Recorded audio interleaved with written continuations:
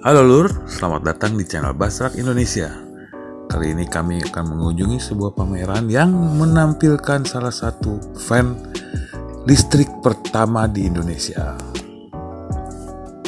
Seperti apa itu? Ayo simak terus.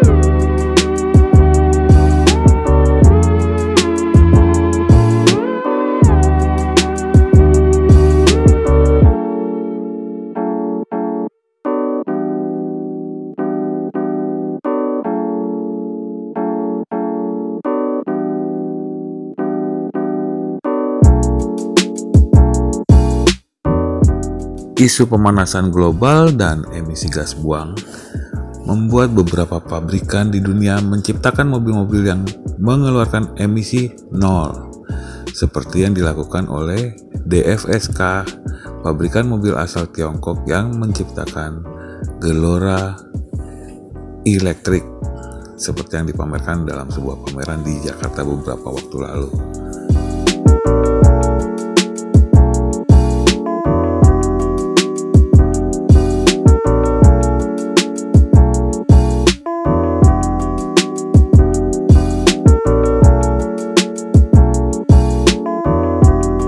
Sempat diperkenalkan tahun lalu, kali ini DFSK sudah mengeluarkan harga untuk pre-order Gelora Electric ini. Ada dua tipe yang dipasarkan, yaitu tipe blind van dan juga minibus. Tipe blind van dijual dengan rentang harga 480 juta sampai dengan 490 juta. Sementara tipe minibus yang sanggup mengangkut hingga 11 orang dipasarkan dengan harga 500 sampai dengan 520 juta.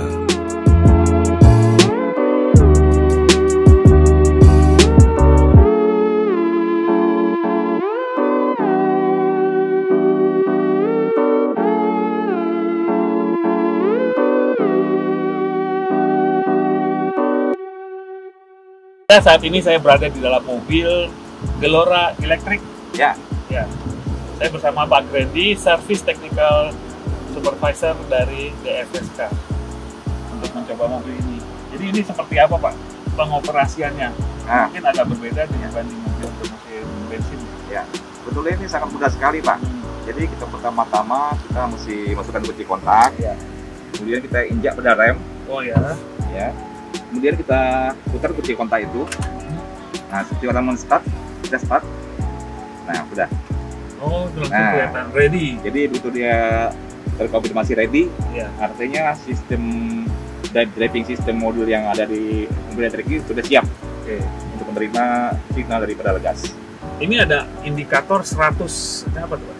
Nah, ini adalah indikator dari kapasitas level baterai. Oh gitu ya, masih penuh nih ya? Ya. 100% baterai ini berapa kilometer Pak? Ya, jika baterai sudah dicas penuh, ya. 100 ini, maka dia bisa menempuh jarak 300 km. 300 km? Ya. Jauh ya.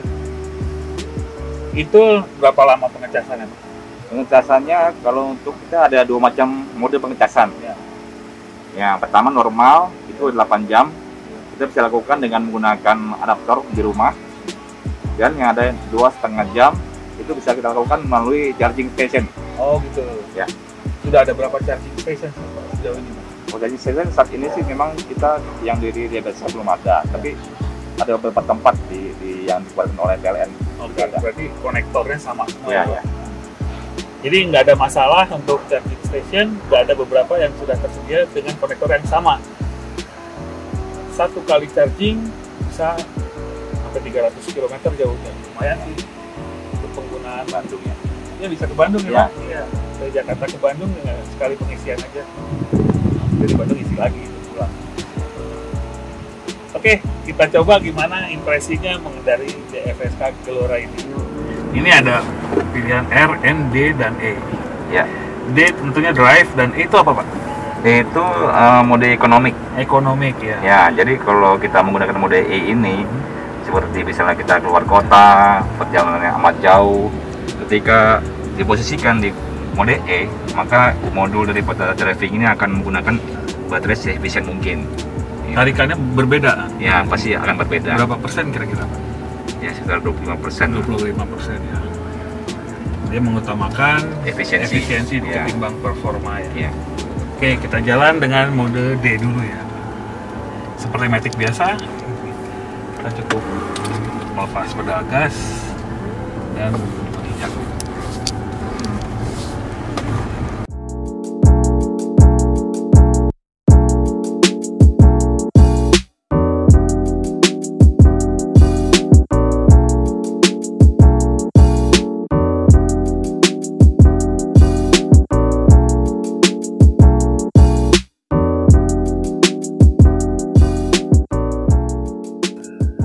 Memang ada sedikit perbedaan ketika akan menjalankan atau menghidupkan motor listrik dari mobil ini. Namun, ketika kita sudah menjalankan mobil ini, benar-benar tidak ada perbedaan apapun. Feelingnya sama, juga bantingan suspensinya juga sama. Seperti minibus lainnya. Tidak terlalu keras, juga tidak terlalu empuk. Bahkan ketika bermanuver dengan mengandalkan radius putarnya yang 10,5 meter, dia cukup mudah dilakukan dan cukup memberikan kemudahan bagi pengemudi untuk bermanuver di jalan yang relatif sempit maupun ketika parkir. Walaupun mobil ini cukup panjang, ia memiliki dimensi dengan panjang 4.500 mm, lebar 1.680 mm, dan tinggi 2000 mm. Sementara wheelbase-nya adalah 3050 mm. Ya, kalau dibandingkan mungkin sedikit lebih besar dibandingkan dengan Suzuki Carry yang baru.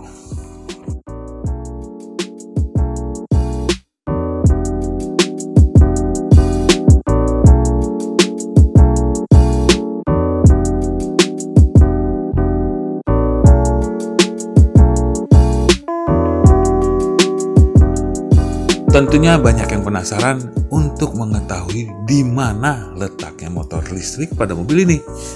Ternyata motor listriknya tidak menghabiskan ruang yang besar.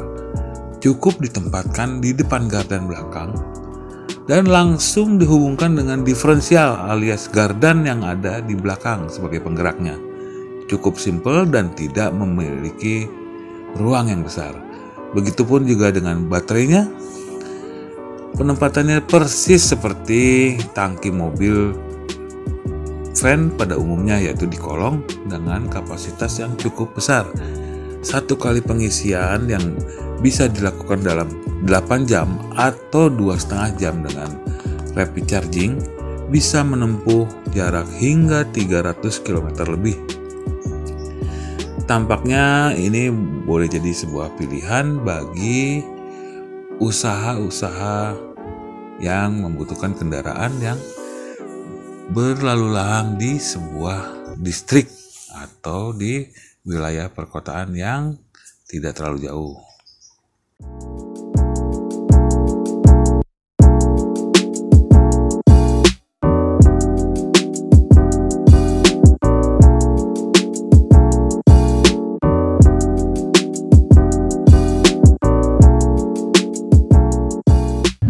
Pak, jadi kendaraan listrik kan memang baru di Indonesia. Ya. Tentu banyak pertanyaan-pertanyaan dari yang umumnya masih awam tentang kendaraan listrik ini. Benar sekali. Seperti misalnya gimana kalau mobil ini digunakan di jalanan yang penuh debu, Ya. sempat melewati banjir, Ya. atau listrik baterainya aman nggak dari konsleting? Benar sekali, Pak. Jadi mobil Glora elektrik ini dia sudah dilengkapi oleh standar keamanan yang disebut dengan IP67. IP67. Ya, IP67 itulah standar keamanan untuk memastikan mobil bagian komponen elektrika di bawah mobil ini itu bebas gangguan dari debu, lumpur, dan air. Oh iya. Ya. Jadi kedap ya Pak, dari Kedap, ya. lumpur dan Ya. air tadi. Nah, kemudian untuk baterai sendiri itu dilengkapi oleh modul pandai, modul pintar yang akan membaca apabila terjadi satu korsleting pada baterai, terjadi satu daya yang keluar terlalu berlebihan, itu akan diamankan secara otomatis dengan sistem cut off. Oh, ada kasusnya ya. Ya. Ada garansinya nggak Pak untuk baterainya itu sendiri? Dari Ada. berapa lama Pak? Garansinya adalah 5 tahun. 5 tahun ya.